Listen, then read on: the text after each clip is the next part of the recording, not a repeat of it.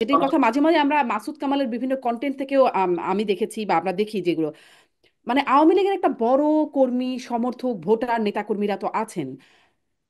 এই সংখ্যাটা খুব ছোট না, বেশ বড় একটা সংখ্যা। তারা একাধিকবার ক্ষমতায় থেকেছে, বিরোধী দলে থেকেছে, একদম ঐতিহাসিক রাজনৈতিক দল হিসেবে থেকেছে। তারপর তাদের নানান অকর্ম আছে, মানে অপকর্ম আছে, সেগুলোও যেমন একই সাথে সত্যি। এই মানুষগুলোর প্রতি একটা অবিচার হচ্ছে না আওয়ামী লীগ নিষিদ্ধ করাটা? মানে এখনো যে জরিপ আমরা দেখছি সেখানেও মানে এনসিপির চেয়ে আওয়ামী লীগ এগিয়ে ভোটের জরিপে। না দেখেন, ভোটের জরিপে হচ্ছে এখানে প্রথম যে বিষয়টি হচ্ছে আওয়ামী লীগ নিষিদ্ধ করা মানে এটি নয় যে আওয়ামী লীগের বাংলাদেশের 40,000 ওয়ার্ডে যে আওয়ামী লীগ নেতাকর্মী আছে, সমর্থক গোষ্ঠী আছে, তাদেরকে নিষিদ্ধ করা। এখানে আওয়ামী লীগকে দলগতভাবে নিষিদ্ধ করার মানে হচ্ছে আওয়ামী লীগের ব্যানারে যারা দলগতভাবে, যারা চিহ্নিত খুনি, যারা চিহ্নিত টাকা পাচারকারী, যারা চিহ্নিত ভাবে এদেশের প্রতিষ্ঠানকে, এদেশের সাংবিধানিক যতগুলো প্রতিষ্ঠানকে ধ্বংস করেছে, তাদেরকে বিচারের অধীনে আনতে হবে। যারা কোনো ফৌজদারি অপরাধে লিপ্ত না, যারা এই গণহত্যার সাথে জড়িত ছিল না, আওয়ামী লীগের সে সকল নেতা কর্মীরা তো এইসবের বাইরে।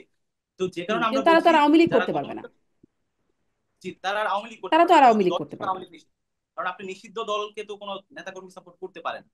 এটি হচ্ছে প্রথম বক্তব্য। জি। দ্বিতীয় ব্যাপারটি হচ্ছে, জি, দ্বিতীয় যে ইস্যুটি আসে যে আওয়ামী লীগ আসলে সিদ্ধান্ত নিষিদ্ধের ব্যাপারটি, যে আওয়ামী লীগকে ভোটের মাধ্যমে ছেড়ে দাও, জনগণ যদি আওয়ামী লীগকে ভোট না দেয়, আওয়ামী লীগ যদি 1 থেকে 2টি আসন পায়, তাহলে হচ্ছে আওয়ামী লীগ এমনি বেরিয়ে এসে যাবে। এই ব্যাপারটি আসলে এটি খুবই একটা ডেঞ্জারাস একটি হচ্ছে, আমরা মনে করি যে এই ধরনের আর্গুমেন্ট খুবই ডেঞ্জারাস। কারণ হচ্ছে দেখেন, আওয়ামী লীগকে যখন আপনি বলছেন যে ভোটের মাধ্যমে নিয়ে আসতে হবে, কারণ আওয়ামী লীগের এই ওয়ার্ড পর্যায়ে হাজার হাজার নেতা কর্মী রয়েছে। আপনি একটু আগেই বলেছেন যে অনেক ক্ষেত্রে দেখা গিয়েছে বিভিন্ন জরিপে যে এনসিপির থেকে আওয়ামী লীগের ভোটার বেশি রয়েছে।